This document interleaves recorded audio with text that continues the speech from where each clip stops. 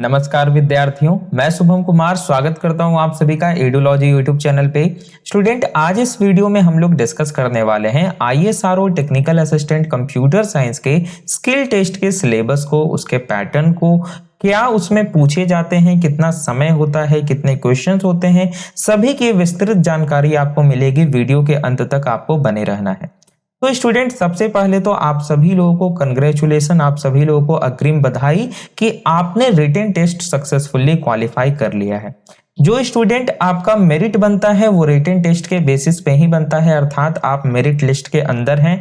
अब आपको थोड़ा सा अच्छा परफॉर्म करने की आवश्यकता है और आईएसआरओ में आपका रिजल्ट कंफर्म है।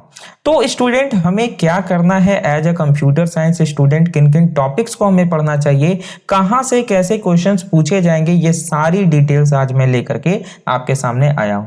मैंने स्टूडेंट कुछ बच्चों से, कुछ विद्यार्थियों से बातचीत की है जो कि अभी आईएसआरओ में टेक्निकल असिस्टेंट के पोस्ट पे कार्यरत हैं, कंप्यूटर साइंस ट्रेड है उनका। पिछले साल यानी कि 2021 में जो वीएसएससी की वैकेंसी आई थी उसमें 2 स्टूडेंट का सिलेक्शन हुआ था। उन दोनों से मैंने बातचीत की है और यूआरएससी के भी कुछ स्टूडेंट्स थे, उनसे भी मैंने बातें की है। तो उन्होंने जो हमें बताया है उसके आधार पे स्टूडेंट मैं आपको यहाँ पे बताने वाला हूँ। देखिए, अभी जो आपका आईएसआरओ वीएसएससी का स्किल टेस्ट होने वाला है, ये डिटेल तो वीएसएससी की तरफ से आप सभी कैंडिडेट्स को मिल गया होगा कि स्टूडेंट जो आपका स्किल टेस्ट होगा वो 3 घंटे का होने वाला है। मतलब आपको यहाँ पे टोटल 180 मिनट्स का समय दिया जाएगा, जो कि मोर देन इनफ है स्टूडेंट, है ना। मैंने जिनसे बात किया है 3 घंटे का समय उनको नहीं मिला था, 1 घंटे का मिला था और यूआरएससी में 1.5 आवर्स का दिया गया था। तो इस बार ज्यादा समय दिया गया है, आपको 3 घंटे का समय दिया गया है, तो बहुत अच्छा है। यहाँ पे आपको बताया गया है कि मैक्सिमम जो मार्क्स होंगे वो 100 मार्क्स के होंगे। अब देखिए होता क्या है, जो मुझे बताया है उन्होंने कि सबसे पहले आप जब जाइएगा आपको वेन्यू मेंशन होगा कहाँ पे जाना है। वहां पे जाने के बाद स्टूडेंट जब आप एग्जामिनेशन हॉल में एंटर कीजिएगा तो बेसिकली वहां पे बहुत सारे सिस्टम्स लगे हुए होंगे, कंप्यूटर सिस्टम लगे हुए होंगे। आपको एक डेस्क पे बैठा दिया जाएगा, जिस प्रकार से ऑनलाइन एग्जाम होता है। अब ये जो स्किल टेस्ट होता है ये प्योरली प्रैक्टिकल होता है, चाहे किसी भी ब्रांच का हो। तो आप कंप्यूटर साइंस के हैं, आपका भी पूरी तरीके से ये प्रैक्टिकल ही होने वाला है। इसमें होगा क्या कि तो आपको स्टूडेंट सिस्टम पे बैठाने के बाद एक पेज दिया जाएगा और इस पेज में कुछ क्वेश्चंस लिखे होंगे। अब यहाँ पे 5 क्वेश्चन भी हो सकते हैं, 10 क्वेश्चन भी हो सकते हैं, ये हमें नहीं जानकारी है क्योंकि ये आईएसआरओ पे डिपेंड करता है कि वो आपको कितने नंबर ऑफ क्वेश्चंस देंगे। लेकिन जनरली स्टूडेंट टोटल 5 क्वेश्चंस पूछे जाते हैं, तो ये संभावना है कि 5 ही क्वेश्चन स्टूडेंट आपसे पूछा जाएगा। लेकिन ये जो 5 क्वेश्चन होते हैं ना, ये अलग अलग अंक के होते हैं, डिफरेंट मार्क्स के होते हैं। तो ये आपको ध्यान देने की आवश्यकता है। साइड में मार्क्स लिखा हुआ होगा, जो भी क्वेश्चन होगा उसके साइड में मार्क्स लिखा हुआ होगा कि ये क्वेश्चन इतने नंबर का है। अब स्टूडेंट आपको ये जानकारी होनी चाहिए कि जो फाइनल मेरिट आपका बनता है, फाइनल मेरिट वो सोनली बनता है on the basis of written test marks, यानी जिसका रिटन टेस्ट में अच्छा नंबर आया है उसको प्रेफरेंस दिया जाएगा। तो स्किल टेस्ट क्यों होता है? स्किल टेस्ट होता है क्वालिफाइंग नेचर का, कहीं ऐसा तो नहीं है कि आप तुक्का मार करके पास हो गए हैं। तो स्किल टेस्ट में आपका प्रैक्टिकल नॉलेज चेक किया जाता है कि हाँ आपके पास प्रैक्टिकल नॉलेज है, आप इस ऑर्गेनाइजेशन में वर्क कर सकते हैं। तो आपको जस्ट वहां पे क्वालिफाई करना है, यानी कि वीएसएससी ने मेंशन कर दिया है कि 100 नंबर में से 50 नंबर आपको लाना है अगर आप अनरिजर्व्ड स्टूडेंट है या आप ईडब्ल्यूएस क्राइटेरिया से बिलोंग करते हैं। तो यानी कि किसी का 50 आए, 55 आए, 60 आए, 70 आए, 90 आ जाए या 99 नंबर आ जाए, डजंट मैटर, सारे को बिल्कुल एक समान माना जाएगा, क्योंकि यहां से आपका 1 नंबर भी, 1% भी मेरिट में नहीं जाएगा। जो स्टूडेंट ओबीसी, एससी, एसटी यानी कि किसी न किसी कैटेगरी से बिलोंग करते हैं, उनको स्टूडेंट क्वालिफाई करने के लिए केवल 40 मार्क्स चाहिए। यानी 100 नंबर का आपका पेपर है, उसमें से केवल 40 नंबर या उससे ज्यादा आप लाइएगा तो आप क्वालिफाई कर जाइएगा। यहां पे कोई मेरिट नहीं बनता है, कोई कट ऑफ नहीं बनता है। फिर से मैं एक बार बता दे रहा हूं कि यहां पे ऐसा कभी नहीं होगा कि कट ऑफ आपका जाएगा, जैसे इन्होंने बोल दिया 40 तो कट ऑफ चला गया 65, ऐसा नहीं होगा। अगर आपने 40 नंबर ले आए हैं अगर आप या उससे ज्यादा, तो आप स्किल टेस्ट में क्वालिफाई हो गए। अगर एज अ अनरिजर्व्ड स्टूडेंट या एज अ ईडब्ल्यूएस कैंडिडेट आपका 100 में 50 या उससे ज्यादा आ गया है, तो आप स्किल टेस्ट क्वालिफाई हो गए। अब जितने लोग स्किल टेस्ट क्वालिफाई किए हैं, जैसे कंप्यूटर साइंस में स्टूडेंट टोटल 9 पोस्ट था, है ना, 9 पोस्ट था या 6 पोस्ट था, 6 पोस्ट था मेरे हिसाब से। तो टोटल 27 कैंडिडेट्स को बुलाया गया है। बेसिकली इनको 3 गुना बुलाना था, लेकिन होता क्या है कि क्राइटेरिया लगा के, पीडब्ल्यूबीडी लगा के, सारे मिला के ये 3 गुना बुलाते हैं, तो 27 स्टूडेंट को इन्होंने बुलाया है। अब इसमें से स्टूडेंट क्या होगा कि स्किल टेस्ट में बहुत सारे लोग क्वालिफाई कर जाएंगे, ऐसा थोड़े 6 लोग क्वालिफाई करेंगे, क्योंकि कट ऑफ यहां पे नहीं है। तो मान लिया जाए कि इन 27 में से, लेट से मैं मान के चलता हूं कि 20 लोग क्वालिफाई हो गए। जनरली क्या होता है ना कि बहुत लोग क्वालिफाई हो जाते हैं। आप विश्वास कीजिए कि थोड़ा सा आप केवल मेहनत कीजिएगा, आप क्वालिफाई हो जाइएगा। तो 20 लोग क्वालिफाई हो जाएंगे। अब स्टूडेंट एक फाइनल रिजल्ट पब्लिश किया जाएगा जिसमें ये 20 लोगों का नाम रहेगा। आप बोलिएगा ऐसा कैसे होगा सर? ऐसा इसीलिए होगा कि यूआर में है 2 पोस्ट, तो जो सब जिनका रिटन टेस्ट में इन 20 में जो यूआर होंगे, जिनका सबसे ज्यादा नंबर आया होगा वो यूआर 1 होगा सिलेक्टेड, दूसरे नंबर पे यूआर 2 होगा सिलेक्टेड। अब इसके बाद बाकी जो बच गए यूआर में, इन 20 में से जो यूआर कैटेगरी में आते हैं अनरिजर्व में, वो रहेंगे वेट लिस्टेड अपने रिटन टेस्ट के मेरिट के हिसाब से। मेरी बात समझ रहे हैं? वेट लिस्टेड मतलब अगर ऊपर वाले ने ज्वाइन नहीं किया तो फिर आपकी बारी आएगी। आई बात समझ में? इसी प्रकार से एससी में, एसटी में, ओबीसी में फॉलो होता है।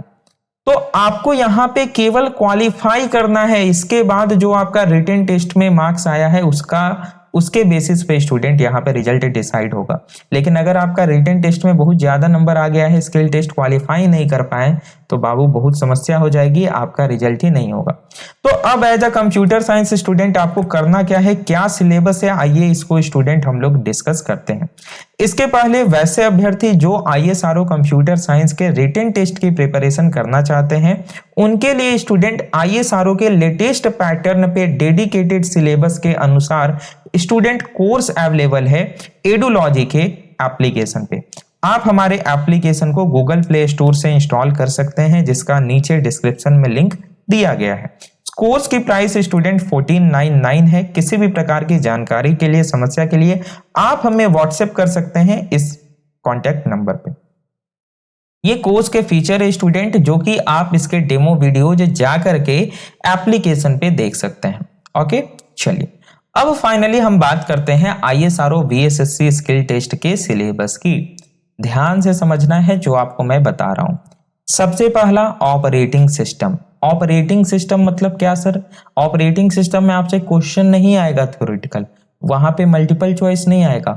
पेपर जो आपको मिलेगा उस पेपर में क्या होगा कि सारे प्रैक्टिकल क्वेश्चन होंगे। कैसे क्वेश्चन होंगे? तो ऑपरेटिंग सिस्टम में स्टूडेंट विंडोज या लाइनक्स। अब लाइनक्स में आपसे स्टूडेंट क्वेश्चन क्या आ सकता है? क्वेश्चन वहां पे आ गया कि लेट से आपको वहां पे किसी फाइल के परमिशन को चेंज करना है, इसके लिए लाइनक्स का कमांड लिखना है। तो आपको यहाँ पे क्या करना है कि लाइनक्स के जितने भी कमांड्स होते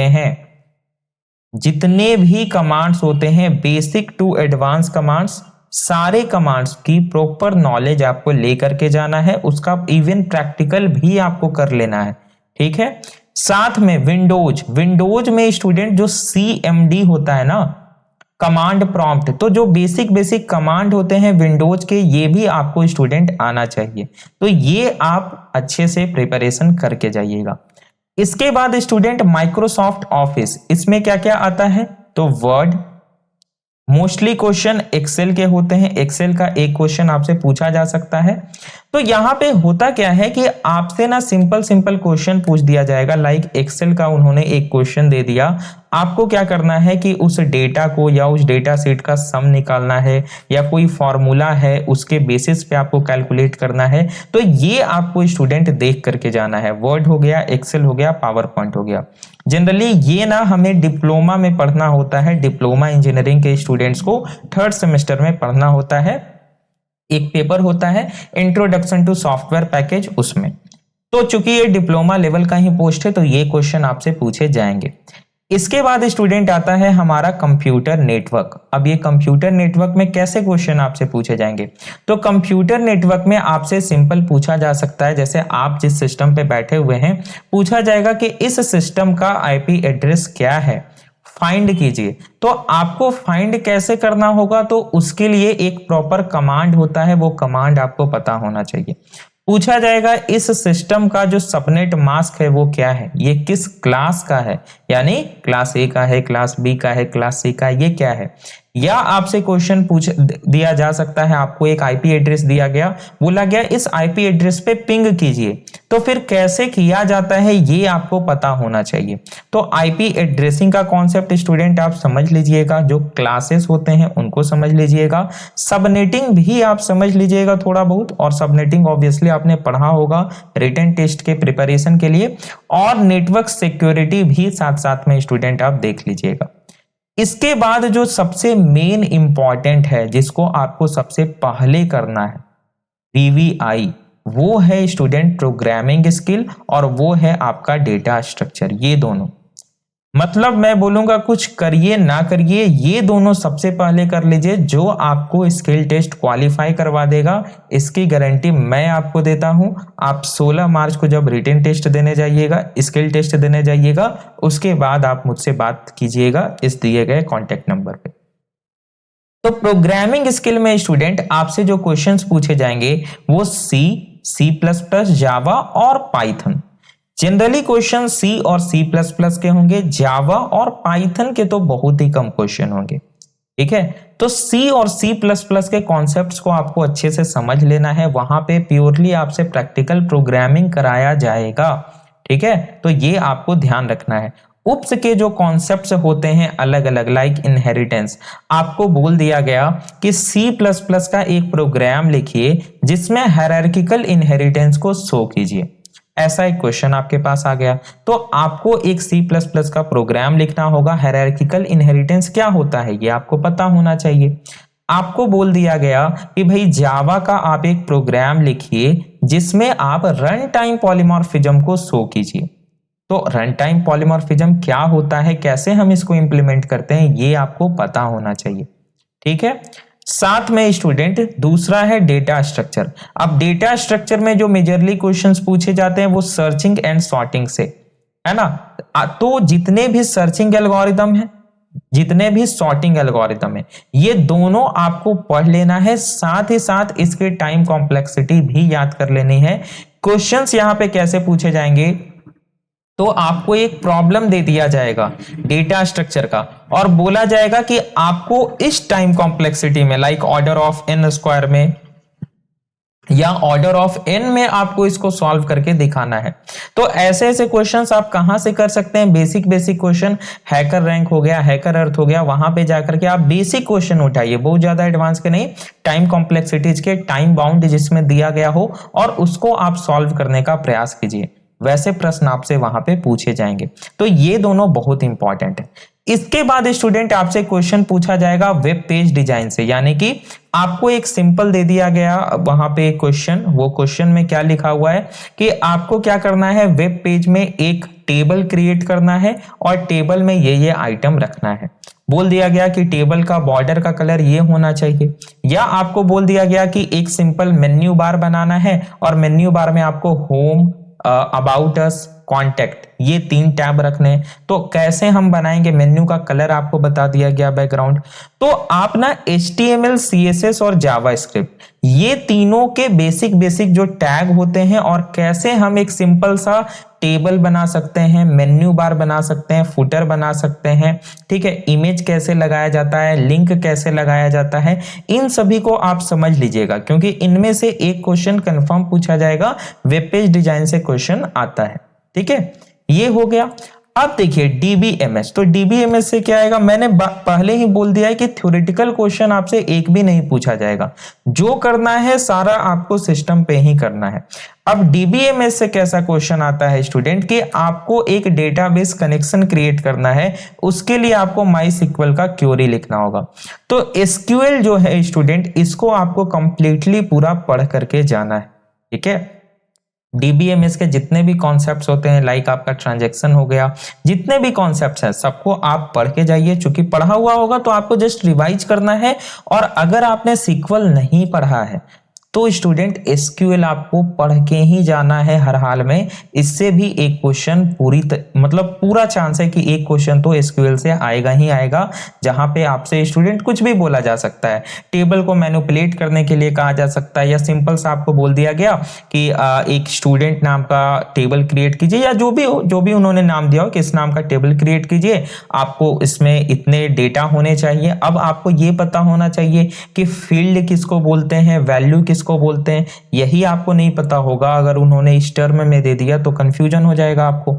तो जो बेसिक कॉन्सेप्ट होते हैं ना आरडीबीएमएस के, वो आप सीख लीजिएगा और एसक्यूएल सीख लीजिएगा कि कैसे हम टेबल क्रिएट करते हैं, कैसे हम टेबल में मैनिपुलेट करते हैं, है ना। अगर मान लिया जाए कोई रो हमें डिलीट करना है तो हम कैसे एसक्यूएल में कर सकते हैं, अगर कोई कॉलम डिलीट करना है तो हम कैसे एसक्यूएल में कर सकते हैं। ये जो बेसिक कमांड है ये आपको सीख लेना है, जो कि आपको वहां पे परफॉर्म करना होगा। सॉफ्टवेयर वहां पे आपको प्रोवाइड किया जाएगा एसक्यूएल का।